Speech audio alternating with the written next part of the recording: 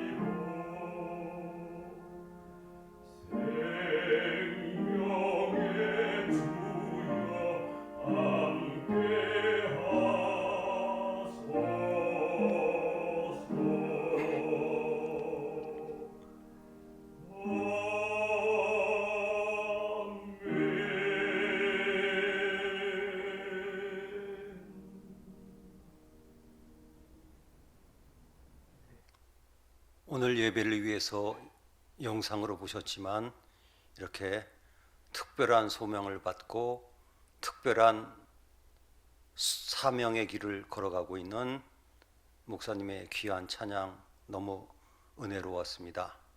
특별히 처음 가사에 두려워하지 말라고 하는 이 말씀, 오늘 말씀의 주제도 되기 때문에 감사하며 이제 말씀을 시작하려고 합니다. 말씀 시작 전에 잠깐 기도하겠습니다. 인간의 생사화복을 주관하시는 전능하신 하나님 아버지, 우리 인간들이 좀 대단한 것 같았던 시대를 살고 있었지만 작은 바이러스 하나 감당하지 못해 전 세계가 두려워하며 고통당하고 있는 이때 저희들은 전능하신 하나님을 바라봅니다. 우리 평생에 한 번도 경험하지 못한 전쟁 때도 예배를 계속하던 저희들이 이렇게 모여 예배할 수 없기에 비대면 예배라고 하는 듣도 보도 못하던 단어를 만들어가면서 이 시간 예배 드리고 있습니다. 그러나 세상 끝날까지 어디서나 언제나 함께 하시는 주님께서 이렇게 영상 예배를 같이 드리는 우리 주신교회 교우들과도 함께 하실 줄을 믿습니다. 하나님, 이번 주간은 명절을 앞둔 특별한 주간입니다. 이런 때도 가족을 마음대로 만나지 못해야 된 이러한 상황 속에서 하나님, 우리 교우들을 지켜주시옵소서. 우리 교우들의 건강과 안전과 모든 것을 지켜주시고 이 시간 말씀을 듣는 곳이 병상이든지 가정이든지 어느 곳이든지 이 자리에 함께 예배드리는 것과 같은 은혜를, 아니 그때보다도 더 간절한 마음으로 예배드리는 이 예배를 받으시며 성령께서 말씀을 통해서 역사하여 주시옵소서. 오늘도 귀한 것으로 하나님께 헌신하고 드린 교우들의 그 드리는 정성을, 믿음을 기억하셔서 하늘나라의 것으로 갚아 주시옵소서. 오늘도 필요한 말씀을 기다립니다. 예수님의 이름으로 기도하옵나이다. 아멘. 우리 인간의 삶은 사람끼리 만나는 것이 중요하다고 생각합니다. 사실 사도 바울은 대단한 하나님의 사람입니다. 제가 평생을 이 길을 걸어갔지만 어릴 때, 신학생 때 같은 때는 바울처럼 복음을 전하겠다고 기도도 하고 결심도 했지만 지금 나이가 돼 보니까 바울 흉내 내기조차 어렵습니다. 그런데 사도 바울 대단한 하나님의 사람이지만 그가 다메섹 도상에서 예수님을 만날 땐 혼자였지만 그 뒤부터는 혼자가 아니었습니다. 아나니아가 그를 도와줬습니다. 그 뒤에 그는 혼자 있었던 데가 거의 없습니다. 늘 하나님께서 만남을 통해서 사람들을 보내주셔서 견디게 하시고 지탱하게 하시고 위로하시고 이끄셨습니다. 그런 의미에서 사도 바울의 사역 중에서 정말 특별한 분들이 있습니다. 아마 부부가 이렇게 사도 바울을 옆에서 도와준 경우는 이 부부밖에 없는 것으로 기억이 납니다. 아굴라와 브리스길라 부부. 그런데 특이한 것은 이 부부의 이름이 나올 때 대부분 부인 이름이 더 먼저 나옵니다. 브리스길라와 아굴라 부부. 이들은 고린도에서 만났습니다. 성경에 보면 글라우디오라고 우디오라고 하는 황제가 있었습니다. 로마의 4대 황제였습니다. 그를 우리는 잘 모릅니다만은 그가 양아들로 삼아가지고 다음 황제가 되게 한 사람이 그 유명한 네로 황제였습니다. 참 이 글라우디오라고 하는 황제는 불행한 사람입니다.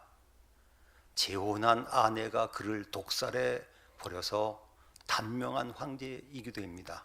근데 그가 로마에서 유대인들, 기독교인들이 자꾸 충돌을 일으키는 것을 보고 화가 나가지고 로마에 있는 모든 유대인들을 다 추방시켜 버렸습니다. 그 바람에 이 브리스길라 아굴라 부부가 고린도에 오게 되었습니다. 그런데 이들의 직업이 사도 바울과 같이 장막을 만드는 일이었습니다. 사도 바울이 그들을 만났습니다. 그런데 이들이 믿음으로 사도 바울을 도와주기 시작했습니다. 그리고 중요한 곳에서 사도 바울 같이 사역하며 도와주었습니다. 이 아름다운 만남이 있는 고린도에 관한 말씀을 봅니다. 사실요, 그 당시 고린도는 지금의 그리스 남쪽 지역의 행정 수도였습니다. 중심지였습니다. 그러나 지금은 그 지역과 그리스의 중심지가 바로 성경에는 아덴, 우리가 아테네라고 부르는 곳이었기 때문에 성경의 고린도, 또 고린도전서 전후서 때문에 고린도를 우리가 알지, 우리는 고린도라고 하는 지금은 인구 한 5만 명 되는 이곳을 성경이 아니면 잘 알지 못할 것입니다. 이 고린도가 어떤 곳인지 사진과 영상을 통해서 먼저 한번 보시겠습니다. 네, 지금 고린도가 있는 지도를 보고 계십니다. 이 고린도는 남쪽으로 반도가 있습니다. 이 반도의 끝자락에 있어 이 고린도 지역을 지나가야만 그리스 본토로 가기 때문에 당연히 육상교통의 중심지였습니다. 그리고 그뿐 아니라 왼쪽에 있는 항구, 오른쪽에 있는 항구가 연결되어 있는 해상교통의 중심지도 되었고 행정의 중심지도 된 큰 도시였습니다. 주전 4세기에는 인구가 한 9만 정도 되는 중요한 곳이라고 합니다. 네, 고대 고린도라고 표시가 되어 있는데 이렇게 이해하시면 되겠습니다. 성경시대의 고린도 지역은 지진이 일어나서 폐허가 되고 지금 그리스에 가면 신고린도라고 하는 새로운 고린도가 건설되었습니다. 이것은 성경시대의 고린도 유적지입니다. 가보시겠습니다. 네, 학자들이 고린도가 이렇게 생겼다고 하는 것을 투시도로 만들어 놨습니다. 네, 저렇게 고린도 복원도를 보여드렸습니다. 그 다음 가봅니다. 네, 이것은 아크로 고린도라고 고린도 뒤에 있는 요새 지역에서 고린도를 내려본 겁니다. 가운데 지역이 지금 보시는 곳이 성경시대 구고린도 유적지가 되겠습니다. 네, 이제 저 멀리 보이는 것이 아크로 고린도입니다. 우리 서울로 말하면 남산이라고 생각하시면 되겠습니다. 그리고 바로 앞에 보이는 저 구조물이 베마라고 하는데 사도 바울이 끌려갔던, 그러나 총독이 올바른 판단을 내려서 방면되는 그 장소라고 알려져 있습니다. 네, 제일 유명한 신인 아폴로 신전 자리입니다. 네, 이 고린도에서 제일 중심이 되는 도로입니다. 네, 성경에 나온 한 인물의 이름이 기록되어 있다고 그래서 사진 기록을 남겼습니다.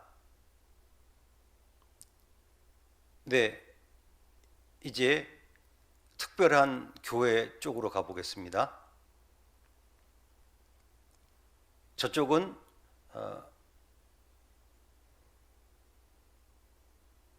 극장 자리였습니다. 네, 이 교회는 신고린도 유적지 언덕에 있는 최근에 지은 교회입니다. 네, 저기 가서 재미있었던 것은 고린도전서 13장이 새겨진 저 비석입니다. 이 고린도 유적지는 참 특별한 장소인 것을 느끼는 것은 유적지 안에 박물관이 있습니다. 박물관 안으로 들어가 봅니다.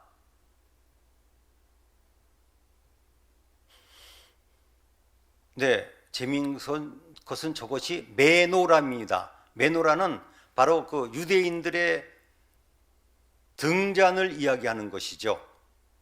왜 저것이 중요하냐면 다시 영상에서 보시겠지만 그 유대교 회당이 있었다는 표시가, 우리 교회는 보통 십자가를 걸어 놓지만 유대인들은 회당 가운데에 저렇게 메노라를 장식해 놓습니다. 네, 저것 때문에 이 지역에 유대교 회당이 있다는 것을 알게 되었습니다.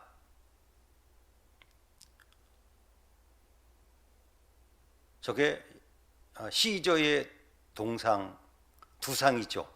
저것이 이곳에서 발견되었습니다. 자, 이제 여기는 조금 전에 말씀드린 신고린도입니다. 고린도시를 옮겨 놓은 곳입니다. 여러 해 만에 갔더니 저 앞에 있는 저 나무가 저렇게 자랐습니다. 가봅니다. 이것은 예전에 있었던 명판이고요. 최근에 다시 만든 역대 교역자 명단인데 저는 저것을 보고 놀랐습니다. 일대 교역자가 사도 바울입니다. 이제 그 예배당 안을 잠깐만 보겠습니다. 그 다음 여기 가면요, 디올코스라고 있습니다. 이것은 예전 사람들이 그 배에 실린 화물들을, 배를 육로로 옮겼습니다. 돌아가려면 320km가 되는데 이곳에서 사람들이 이렇게 5km가 조금 넘는 이 지역을 나르고 선원들은 이곳에서 기다리면서 휴식도 취하고 놀기도 했었던 곳입니다. 그 디올코스, 그 배의 배를 육로로 옮기던 곳이 남아 있습니다. 네, 사진입니다. 고린도 유적지를 다시 보셨습니다. 네, 멀리 아크로고린도가 보이고 있습니다. 이제 저 아크로고린도를 올라가 보았습니다. 물론 당연히 성이 있지요. 네, 고린도 성체입니다.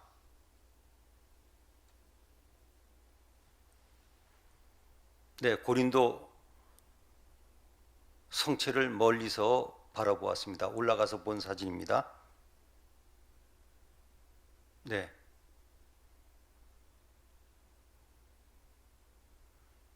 이제 운하가 있는 쪽으로 왔습니다.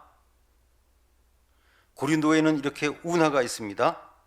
1893년에 만들어졌는데 길이가 6.5km, 폭이 22km, 수심은 9m입니다. 이것 때문에 이 펠레포네소스 반도는 일종의 섬이 된 겁니다.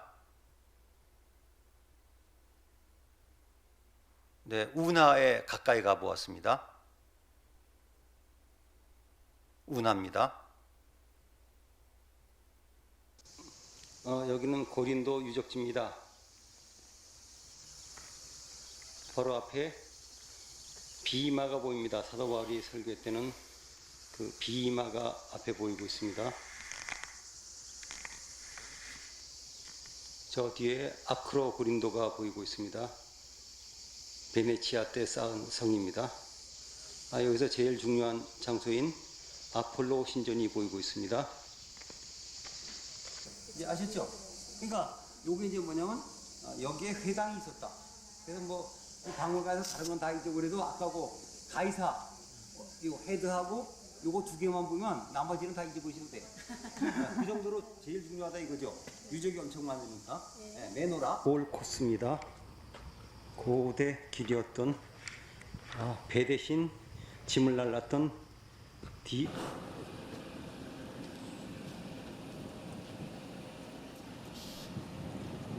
네, 아크로 고린도 성체죠. 여기는 고린도 운하입니다.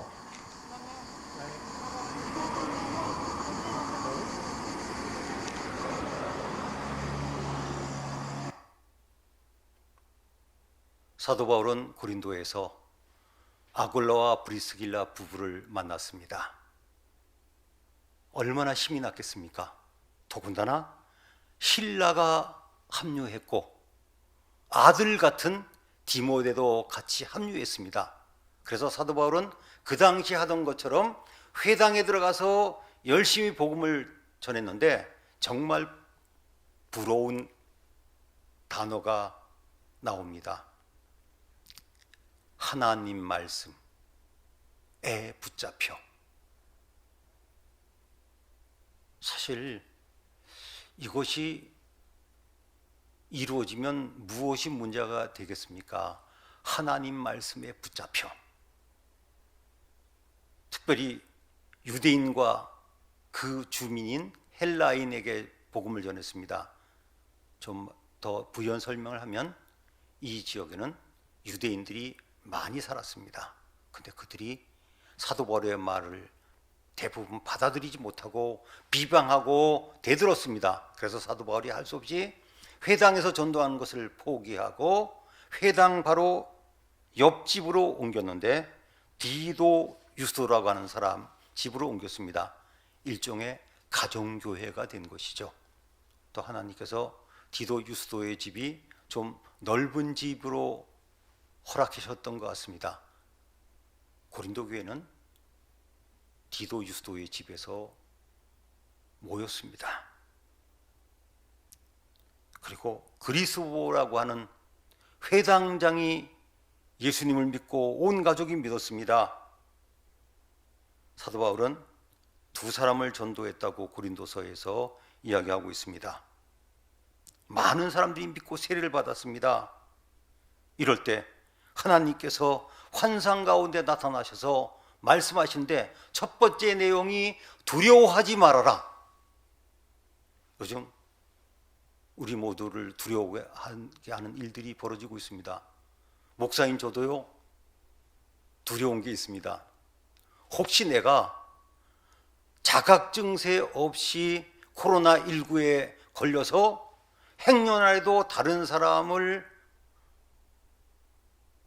해롭게 할까봐 두려운 겁니다.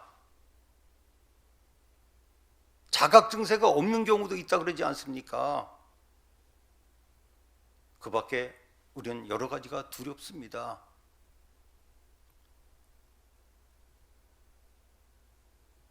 경제만 두렵습니까? 모든 분야가 다 두렵습니다. 이번 주간은 상상도 못하던 일이 서해 바다에서 일어났습니다.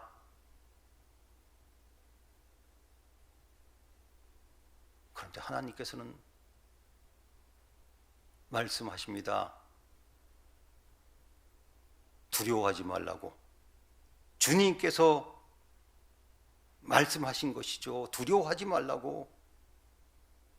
그 다음 비방이 두렵습니다.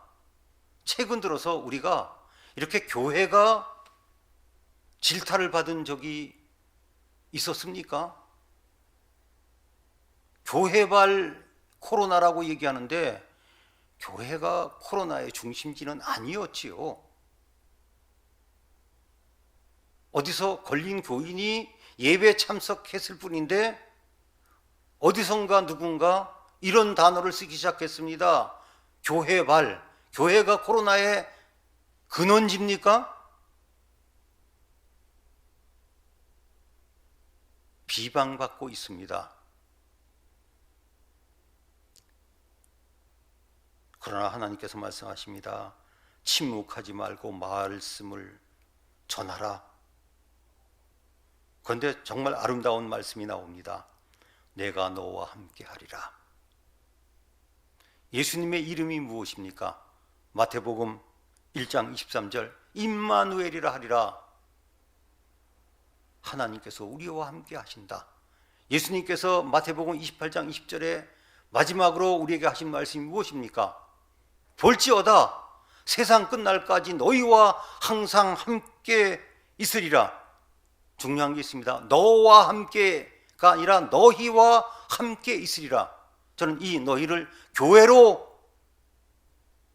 믿고 있습니다.